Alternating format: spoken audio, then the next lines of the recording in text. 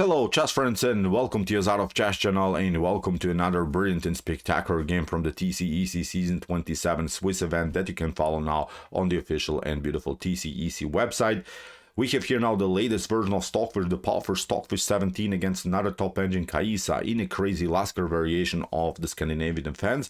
And in this game you witness again the sharp tactical Stockfish, where Stockfish will sacrifice several pieces in a row. First of all, a beautiful pawn sacrifice, then a piece sacrifice, then the exchange sacrifice. So Stockfish will have this beautiful attacking flow that we used to see. Again, a beautiful attacking formation. So in my opinion, again, a crazy game by Stockfish 17. And although Stockfish is playing really great chess, believe me or not, in this TCEC Season 27, Leela C0 is in the lead. After the first 16 rounds that they have played so far, Leela has even gained 1 point more than Stockfish, which is really, really crazy.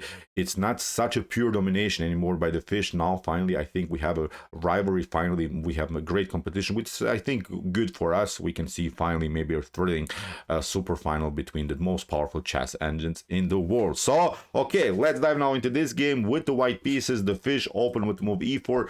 Caissa's response was d5, the Scandinavian defense. Now we have the main line here, and now after knight to f3 we have now this idea, the Mises variation with the move bishop to g4. The idea is clear. Of course, we want to trade the bishop for knight and then go even in some lines like queenside calcing, maybe put more pressure against this weak pawn on d4. Stockfish plays now the Lasker variation with the move h3, bishop to f3, queen takes f3. Caissa covers, of course, this diagonal is not allowing this pawn to be taken, and now Stockfish continues with the bishop to d2. And the idea is again clear. There are several maybe discoveries against this queen. The queen is a little bit exposed always in the Scandinavian defense. We have now knight from b to d7, now a3, a beautiful theoretical novelty here by the fish, and that's exactly what I like about these games, when we see new ideas, new opportunities, new approaches in some openings, in some sidelines of openings. This move a3, you see now how important it is. It's actually a great preparation here by the fish to play the move b4, a concept that we haven't seen so far in chess history. A really, really progressive plan, and you'll see very important move. A3 leads now already into tactical problems here for black. In the game, queen to b6 by Caissa, getting out of this mess because the dark bishop was always dangerous against the queen and also hitting the weak pawn on b2. But now Stockfish plays queenside castling, plays a great move. Look at this. Stockfish slowly but surely builds an amazing attacking formation. All of the pieces by white are almost on the optimal scores. Knight on c3 very well placed, bishop on d2 also very well placed, queen on f3 good.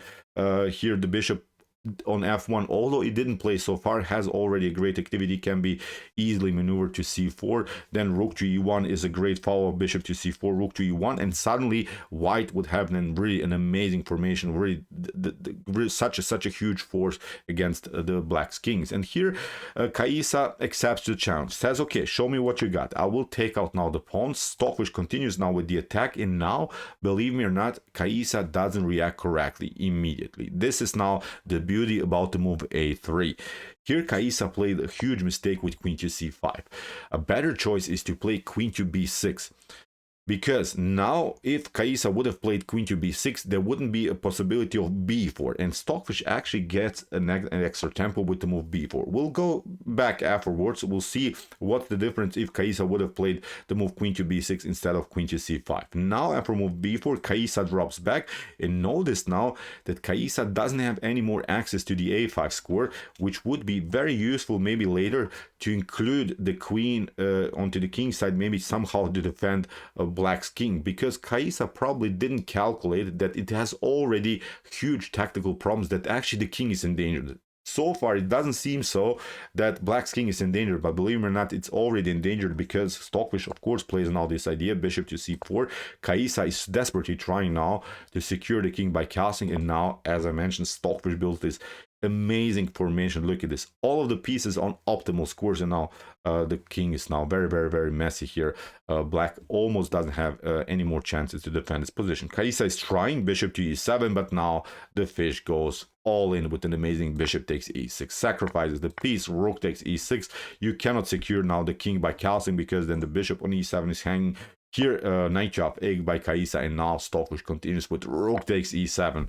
Sacrifices even the exchange, rook takes e7, bishop to d6, continuing here the attacking flow, king to f7, and now knight to e4, continuing the pressure. And you see now how useful it would have been that you can maybe play queen to a5 and then finally get the queen somewhere here, finally include maybe the queen into the defense. And let's go back.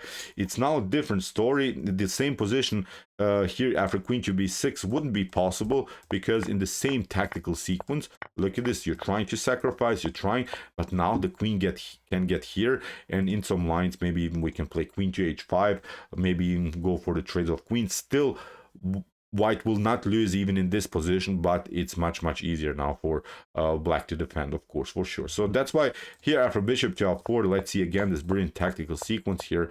Stockfish sacrificed everything and now plays bishop to d6, knight to e4. And now Caissa battled. We have now knight takes f6, g takes f6, and now comes another beautiful move that I couldn't recognize. Bishop takes f8. I really thought, what's actually here Stockfish plan? How is Stockfish going to win the game? The issue is here that after bishop takes f8, and you see now the whole tactical sequence that Stockfish played now was pretty much forced.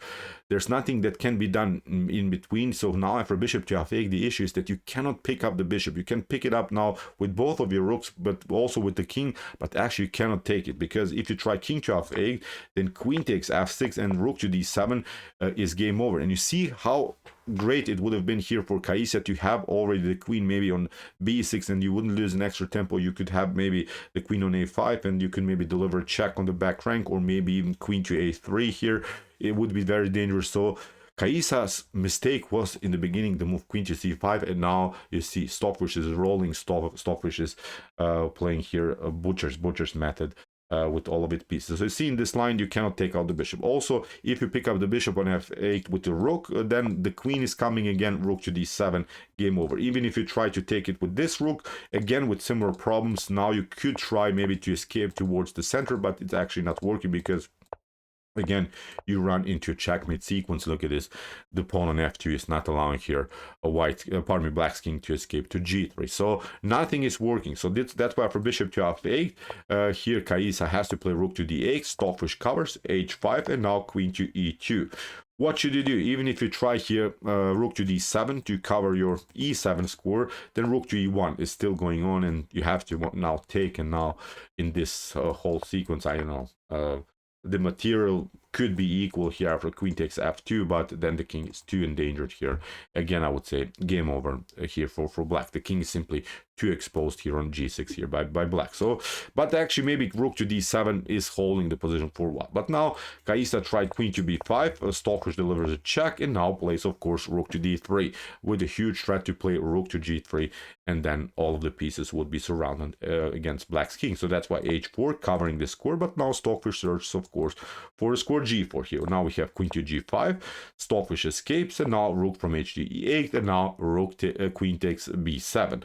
Caissa continues now with rook takes d6. So far, you cannot pick up the rook immediately with the rook, because then queen to e5 wins the game here for Black. So that's why, first of all, f4 by the fish, great counterattack, and now the queen drops back, and now after a couple of trades of pieces, we have reached now the fully endgame stage. All of this mess, all of this tactics, just in order to reach this endgame, in which Stockfish has now gained 2 extra pawns, but it's still maybe playable for Black, because Black has also maybe some attacking chances against this pawn, or also maybe against this pawn. But okay, Caissa continues now with king to f5, tries, of course, to get somehow the pawn on f4. Even if you try rook to e2, seems tempting, but then again rook to h6, you maybe try to get this one, and I think still it's winning, of course, for White, because we will play a4, and then we would have 2 connected passers here on the b and c file, and again I would say game over. So that's why for rook to d6, Caissa tried this one, Stockfish goes like this, and now again with a similar pattern, a4, Stockfish pushes the pawn further, king to f4, and now finally rook takes f6, king to e5, rook to h6, going now for this one, and now Stockfish basically gained the position that we have talked about now, but only on the king side. Now Stockfish has 2 connected passers on the king side, which is again, of course, a completely winning endgame.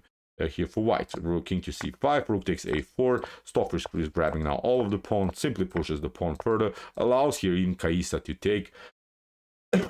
You cannot, of course, play something like this, then you get check, and then you lose the rook here on the 5th rank, so that's why Caissa tried to battle like this.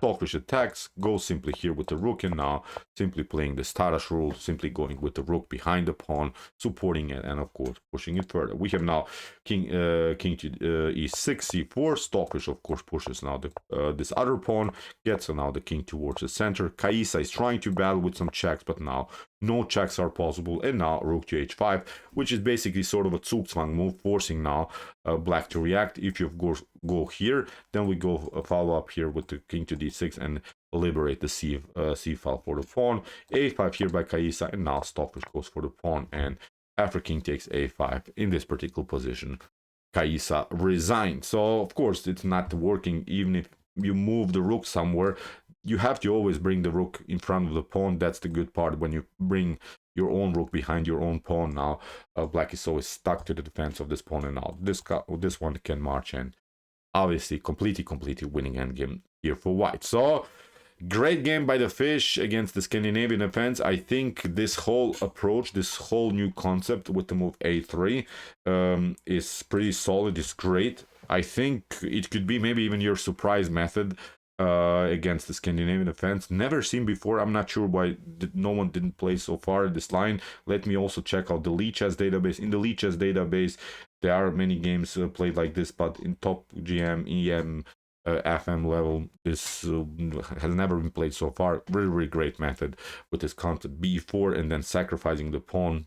Really great attacking flow again by Stockfish 17. But okay, nothing is over. We'll follow this beautiful TCEC competition for sure in the next couple of weeks, because it could be very tense. We know that Stockfish is great, is strong, is powerful, but now Lila C0 has also great chances in this amazing chess event. So okay, if you want to see some other beautiful spectacular chess games like this with some immortal sacrifices, check out our Come to Chess Games Play by Computer series. Here's the link of the playlist, and if you like this content, hit the subscribe button. See you soon with some more videos, and what do we say in the end? Chess is the best, of course.